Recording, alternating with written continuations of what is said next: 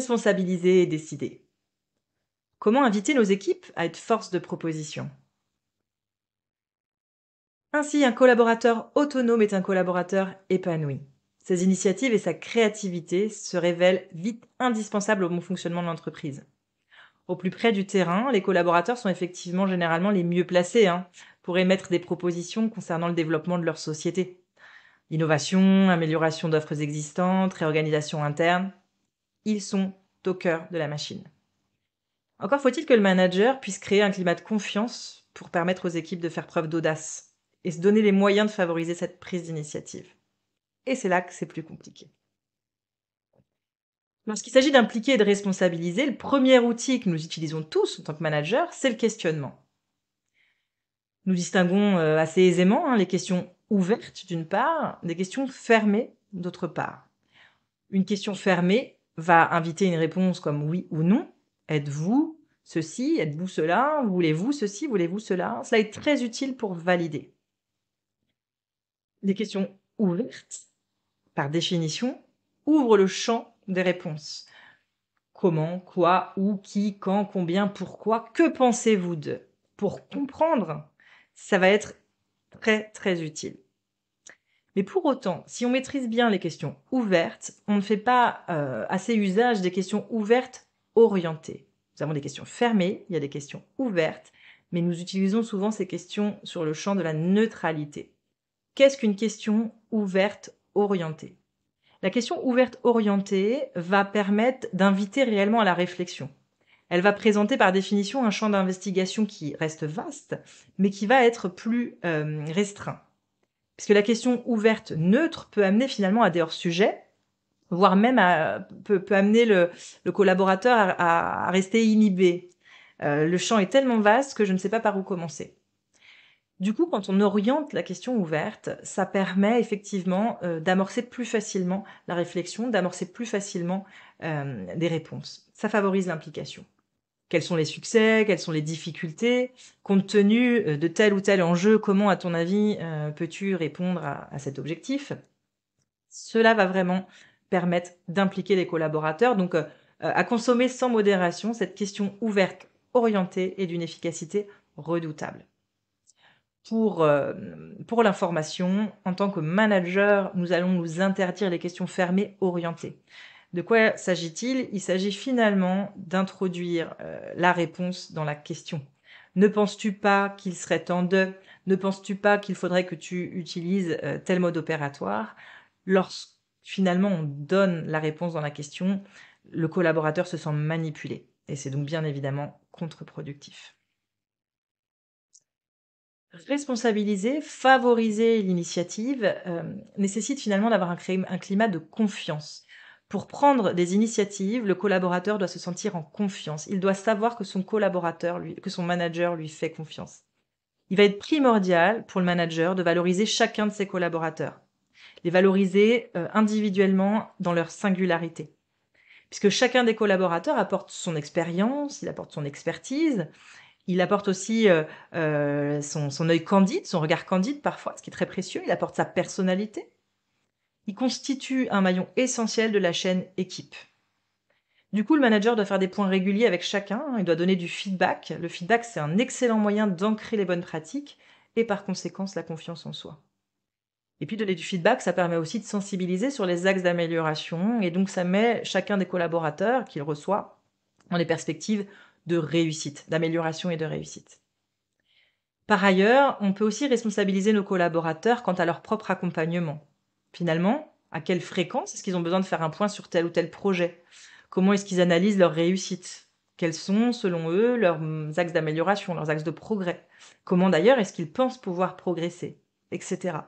Je dois, en tant que manager, rendre autonome mon collaborateur quant à son propre développement. Se responsabiliser et prendre des initiatives ne va pas sans prise de risque. Quid du droit à l'erreur? Comment je peux oser en tant que collaborateur si je crains de me tromper, voire pire si je crains une certaine forme de représailles? Le manager, il doit pouvoir expliquer à son équipe que le droit à l'erreur, ça fait partie vraiment intégrante du processus. L'erreur, elle est vraiment nécessaire à l'apprentissage. L'équipe, elle est autorisée à se tromper voire même, comme je le disais à l'instant, on va tirer profit de l'erreur. On doit faire des essais, on doit échouer. Ça nous permet de corriger le tir. C'est parce qu'on manque ces objectifs qu'on peut repasser par un autre chemin, réinventer les choses. Pour qu'un projet aboutisse, finalement, hein, il est bien souvent nécessaire de passer par plusieurs échecs. Le droit à l'erreur, ça nous dit effectivement que sans erreur, il n'y a pas d'apprentissage. Et les études en neurosciences, elles ont montré que le cerveau humain, il passe son temps à chercher à produire des régularités du monde qui l'entoure. Et il compare ses prédictions avec les observations issues de l'environnement. Donc notre cerveau, il apprend de ses erreurs de prédiction. C'est comme ça que les connaissances, elles sont mises à jour. Un cerveau qui ne connaît pas d'erreur de prédiction, il n'apprend pas. Du coup, lorsque l'on autorise l'erreur, on change de mode. On n'est plus coupable, on va être acteur. On parle plus d'échec, on parle d'enseignement. On ne se justifie pas par rapport à ces erreurs, on les explique. On ne cherche pas les causes de nos erreurs, on cherche à les corriger. Et enfin, nous n'évoquons pas les conséquences d'une erreur, mais bien les innovations qui peuvent en émerger. Et puis, responsabiliser ces équipes, c'est aussi en libérer la créativité. C'est le fameux think outside the box. C'est la pensée latérale. La créativité, elle permet à chacun d'exprimer son plein potentiel et de résoudre les problèmes avec une approche qui va être innovante. Mais du coup, pour y parvenir, c'est indispensable de penser en dehors de ce cadre. On va emprunter des terrains de réflexion qui sont innovants. Si on repense avec les mêmes schémas, si on ne s'affranchit pas un instant des contraintes, des modèles et des schémas qui sont déjà existants, qui certes nous sécurisent, mais qui vont avoir tendance à nous paralyser, on ne va pas pouvoir résoudre les problèmes de manière innovante. Donc, penser en dehors du cadre, ce fameux think outside the box, nous permet de résoudre des problèmes de manière moins conventionnelle, d'imaginer des solutions auxquelles on n'aurait certainement jamais pensé.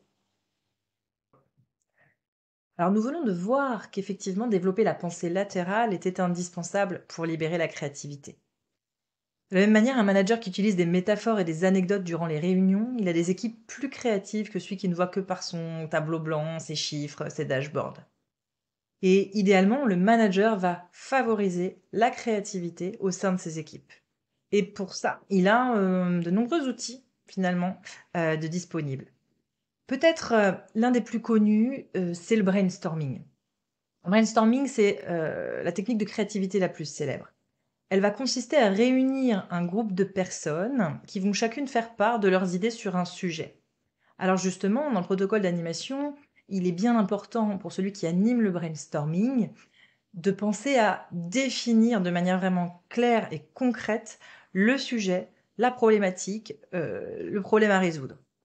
Il doit s'assurer, cet animateur, que cette problématique, que ce problème est bien compris de tous. L'animateur du brainstorming, il devra aussi énoncer les règles du jeu. Il y a une règle d'or dans le brainstorming, c'est que nous devons, à aucun moment, vraiment, rien ne justifierait que l'on puisse émettre une critique, un jugement ou une forme de censure. Ni censure, ni jugement, toutes les idées sont bonnes à prendre, absolument toutes, et même les plus farfelues. On va même les encourager. Et on va les encourager en ce sens qu'elles vont favoriser l'émergence d'idées améliorées. Parce qu'on va utiliser la technique du rebond. Une idée, même farfelue, va pouvoir ouvrir le champ, inviter une autre idée dans un processus d'amélioration. Les idées vont être de plus en plus fluides, de plus en plus concrètes. Cette fluidité, cette amélioration des idées va nous amener finalement à une multitude d'idées que nous allons pouvoir noter. Alors sur les paperboards, je crois que ce que nous utilisons le plus en général en réunion de brainstorming sont les post-it. Les murs prennent de jolies couleurs fluo. L'important, c'est de pouvoir matérialiser les idées. Cette multitude d'idées ensuite, il va falloir en faire quelque chose, il va falloir les regrouper. On va les regrouper par thématique, on va les regrouper par faisabilité. L'idée, ça va être effectivement de pouvoir les classer, de pouvoir les trier, de pouvoir potentiellement élaguer. On vous suggère de les classer selon 3 catégories, à savoir, premièrement, les idées qui sont exploitables facilement et rapidement. En clair, Est-ce qu'on a les manettes? Est-ce qu'on a les rênes sur le sujet? C'est facile, ça ne demande pas forcément un investissement très conséquent et le résultat peut être rapide. Deuxième catégorie, on va imaginer regrouper ici des idées qui nécessitent une étude un peu plus approfondie. J'ai peut-être besoin du go d'un décideur sur le sujet, d'un supérieur hiérarchique par exemple, ou d'un collègue en transverse. J'ai peut-être besoin de valider que telle ou telle condition est réalisable. Nous avons ici des actions, des idées qui sont certes réalisables, à plus ou moins court terme, mais qui effectivement ne le sont pas en l'état.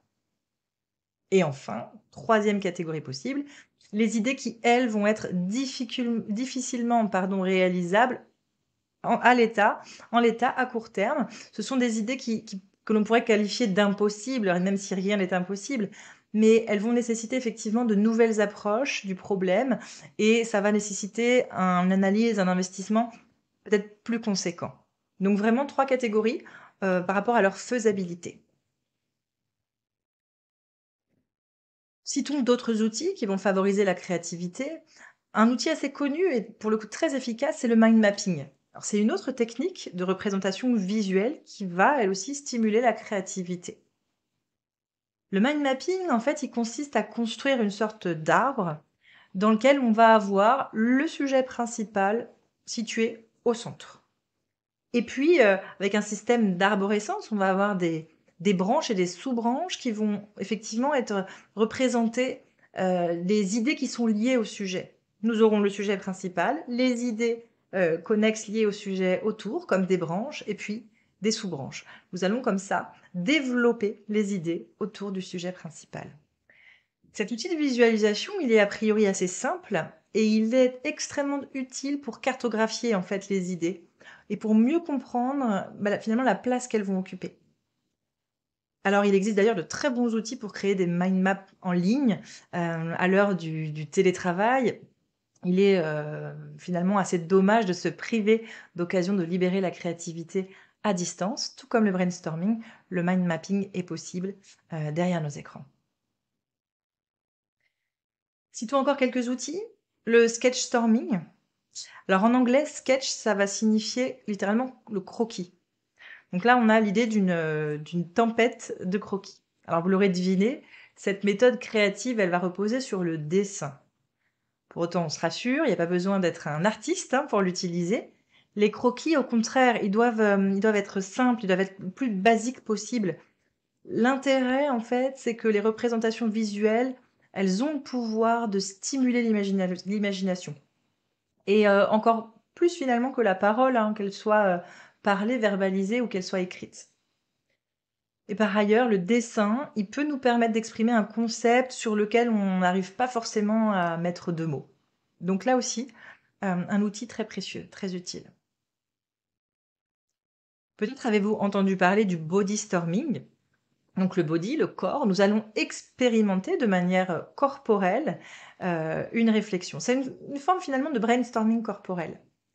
Là, il s'agit en fait tout simplement de mise en situation durant lesquelles on se met dans la peau, alors par exemple de nos utilisateurs, de nos clients, de nos consommateurs, qui sont confrontés à un problème que justement nous cherchons à résoudre. Alors ça permet d'en faire, je disais, l'expérience physique de la situation. Donc idéalement, on se met dans un environnement vraiment représentatif de l'environnement dans lequel évoluent nos interlocuteurs. Et changer de prisme en se mettant justement à leur place, ça va nous permettre de travailler notre empathie, de faire émerger une réelle prise de conscience des difficultés rencontrées et du coup de faire émerger des idées et des solutions nouvelles. Un dernier outil de libération de la créativité que je souhaitais citer, c'est la méthode des 6 chapeaux. Alors c'est une technique qui est basée sur 6 modes de pensée différents qui vont être ici représentés par des chapeaux de couleurs. On a un chapeau blanc qui va représenter la neutralité. La personne dans le groupe qui porte le chapeau blanc ne prend pas parti.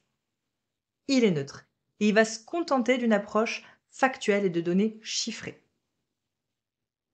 La personne qui porte le chapeau jaune va représenter l'optimisme. Cette personne-là va faire des commentaires positifs. Elle va se projeter avec les idées des autres. Ce serait vraiment le facilitateur. Le chapeau vert, lui, il va représenter la créativité. Lorsque l'on porte le chapeau vert, on cherche de nouvelles idées, de nouvelles solutions et on n'hésite pas à prendre des libertés. Là encore, pas de censure. Soyons fous, soyons farfelus, ça va libérer la créativité. Le chapeau noir, lui, représente le pessimisme. Alors, le porteur du chapeau noir, il va se montrer prudent. C'est un peu le trouble-fête, celui qui va venir exprimer une posture plutôt alarmiste, qui va être sensible au risque, au danger. Le chapeau rouge va représenter l'émotion.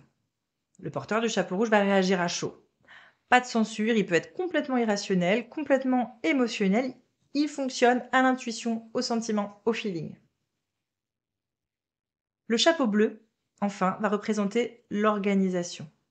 Le chapeau bleu, il canalise les idées avec discipline. Il va structurer, il va organiser, il va fluidifier. Alors en fait, le chapeau bleu, c'est le chapeau de l'animateur de cet exercice. Il y a différents chapeaux. L'idée, bien sûr, pour chaque participant à cette méthode, c'est d'alterner entre les différents chapeaux pour pouvoir justement switcher et penser différemment afin de générer du coup plus d'idées neuves. Encore une fois, la liste que je viens de vous présenter n'est pas du tout exhaustive. Soyez vous-même créatif pour favoriser la créativité au sein de vos équipes. Et maintenant, à vous de tester vos connaissances. Pourquoi est-ce indispensable au bon fonctionnement d'une entreprise que ses salariés prennent des initiatives et se montrent créatifs? Réponse A. Des salariés qui prennent des initiatives ne sursollicitent pas leur manager. Réponse B. Dans un monde en constante et profonde évolution, se montrer créatif et innovant permet aux entreprises de rester compétitives et pérennes. Réponse C. La valeur ajoutée de la recherche de créativité, c'est l'aspect récréatif. Les collaborateurs ont besoin de se distraire, de s'amuser, pour mieux retourner à leurs tâches par la suite. Réponse D. Les collaborateurs sont les mieux placés, sur le terrain, pour appréhender les problèmes et imaginer des solutions.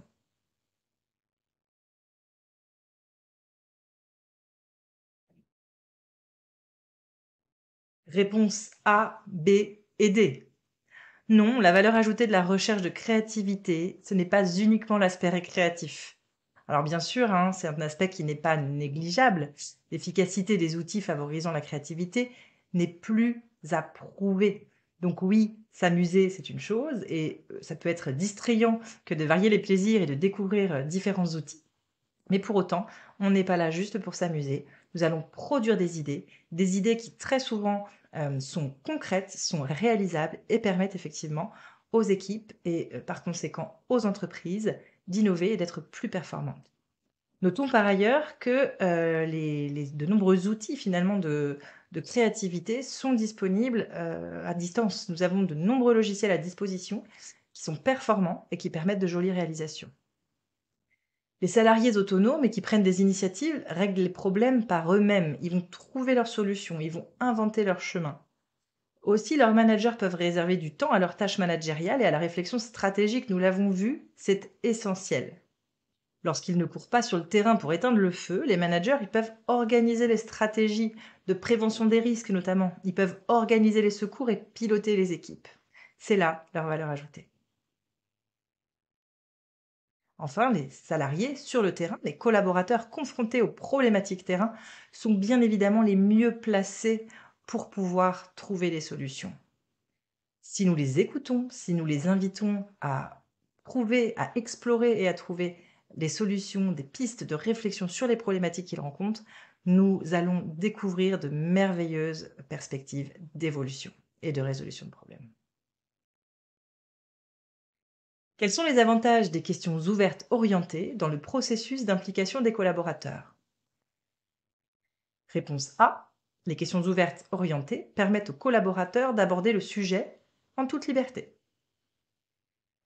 Réponse B. Ces questions permettent aux collaborateurs de répondre oui ou non pour valider. Réponse C. Ces questions permettent aux collaborateurs de s'exprimer en toute liberté dans un cadre délimité. Réponse D. Elles permettent au collaborateur d'engager plus facilement sa réflexion sur un sujet.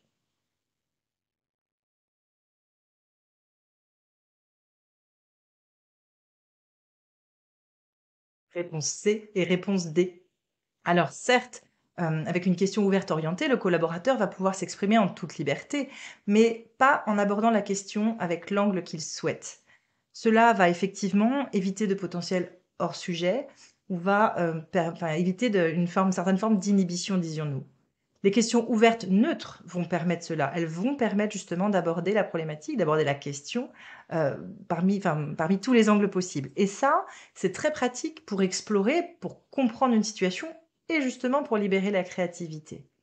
En revanche, pour impliquer, pour faire émerger les solutions concrètes, c'est la question ouverte orientée qui va permettre de se projeter le plus facilement possible. Elle va permettre une expression libre là aussi, mais dans un cadre limité. C'est un peu le même principe que si on nous présentait une feuille blanche. Si on nous demande de faire de l'art, sans autre, cadre que le fait de faire de l'art, ça peut être difficile de démarrer. Ça peut nous inhiber. En revanche, si on nous demande du coup de réaliser une nature morte, par exemple, ou un monochrome, le fait de préciser l'angle d'approche, ça va initier l'action. Et enfin, c'est la question fermée neutre qui appelle au oui ou au non et qui ainsi permet de valider. Comment le manager peut-il valoriser la valeur ajoutée de chacun de ses collaborateurs? Réponse A, en leur promettant une augmentation chaque année. Réponse B, en leur donnant du feedback individuel le plus régulièrement possible sur le travail et l'apport à l'équipe. Réponse C, en félicitant le travail collectif de l'équipe lors des réunions. Et enfin, réponse D, en confiant aux plus engagés toujours plus de travail.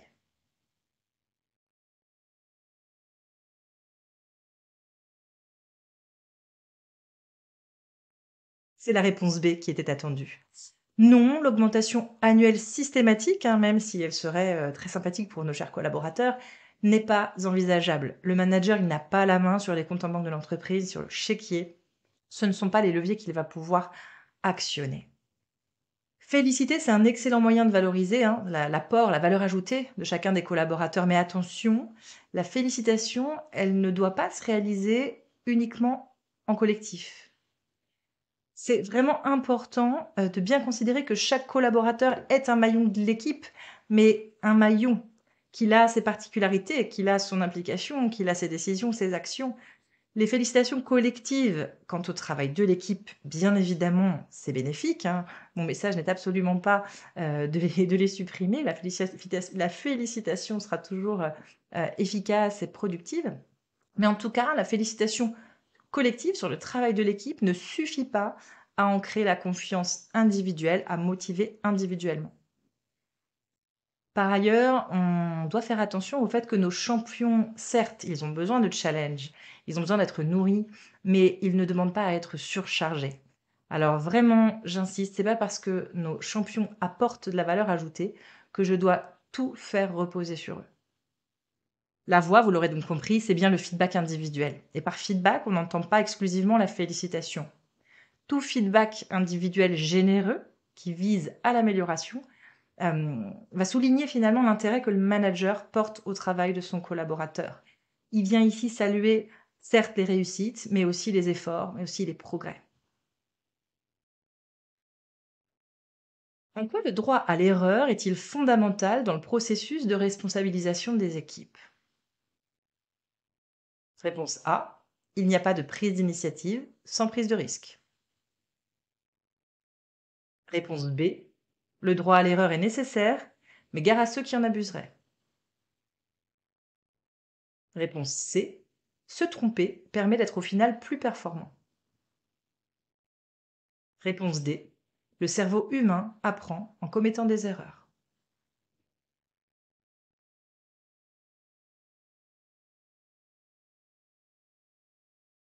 Nous attendions ici les réponses A, C et D. Effectivement, pas de prise d'initiative sans prise de risque. Donc, si nous souhaitons que nos équipes soient dans la prise d'initiative, soit dans cette démarche où elles vont tenter des choses, elles vont prendre des risques. Et si elles prennent des risques, il y aura des erreurs. Acceptons le fait qu'il puisse y avoir des erreurs. Nous allons l'accepter d'autant plus facilement qu'il a été prouvé que finalement, c'est en commettant des erreurs, en vivant des échecs, que nous sommes au final plus performants. Pourquoi? Parce que nous allons tester, se tromper, corriger, réitérer, et ce jusqu'à la réussite. Et par ailleurs, les études en neurosciences ont prouvé que le cerveau humain apprend justement en commettant des erreurs. Alors, malheureusement, très souvent, on prône le droit à l'erreur et en réalité, gare à ceux qui en abusent. Ouvrons vraiment ce droit à l'erreur. Nous devons, en tant que manager, le verbaliser, l'exprimer auprès des équipes, le répéter. Et puis, et ça c'est fondamental, lorsque nous sommes amenés à recadrer, parce que quand il y a échec, quand il y a effectivement un loupé dans la démarche, on doit pouvoir recadrer. Recadrer ne signifiant pas taper sur les doigts, ne signifiant pas gronder. Il s'agit, dans la démarche de recadrage, de l'action de remettre dans le cadre. Donc effectivement, le recadrage, il est généreux, il est sans jugement et il vise à l'amélioration. En recadrant de manière sincère et de manière constructive, on permet à nos collaborateurs de corriger le tir et de se mettre dans une spirale de développement, d'amélioration. Donc important ici, lorsque nous constatons des erreurs, d'accompagner les managers, de les responsabiliser dans la dimension corrective. Et c'est une occasion vraiment en or, que de leur répéter que l'erreur est autorisée. Parmi les outils suivants, quels sont ceux qui favorisent la créativité? Réponse A, le brainstorming, les 6 chapeaux et le bodystorming. Réponse B, le sketchstorming, le bodystorming et le looping. Réponse C, les 6 chapeaux, le brainstorming et le management situationnel. Et enfin réponse D, mind mapping, sketchstorming et brainstorming. Réponse A et réponse D. Alors non, le looping n'est pas un outil de créativité. Alors peut-être qu'il sera un jour inventé, mais aujourd'hui en tout cas, il n'est pas connu comme étant un outil de créativité. Quant au management situationnel, c'est un outil de management qui est redoutable d'efficacité, mais son utilité, en fait, c'est d'optimiser les délégations, d'optimiser l'efficacité de ces délégations. Ce n'est pas connu pour libérer la créativité. Merci de votre attention.